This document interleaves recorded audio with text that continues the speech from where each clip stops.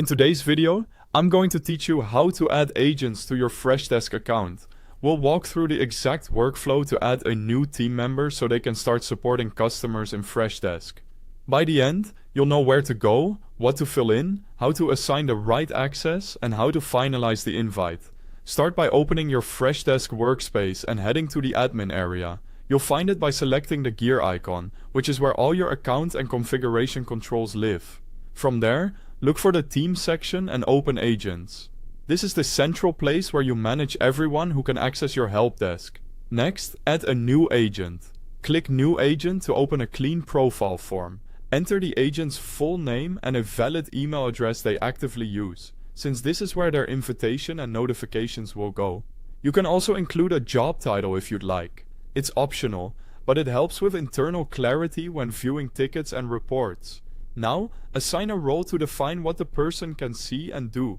Choose agent for frontline support staff who handle tickets, supervisor if they need broader oversight such as viewing team performance and managing queues, or admin for full configuration access across the account. Roles control permissions by default, so pick the least access needed to do the job effectively. You can always adjust later if responsibilities change. Add the new agent to a group to keep your help desk organized. Groups represent teams or specialties, and they're key for ticket assignment and reporting. Select the group that best matches the agent's responsibilities, so incoming requests can be routed to the right people. If you need more fine-grained control, adjust permissions. Depending on the role you selected, you can customize what the agent can access, such as editing tickets, viewing reports, or managing specific modules. Keep permissions consistent with your security and compliance practices to maintain a clear audit trail.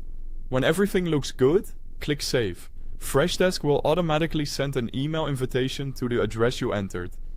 The agent will follow that invite to set up access. They won't be able to work in the account until they accept the invite.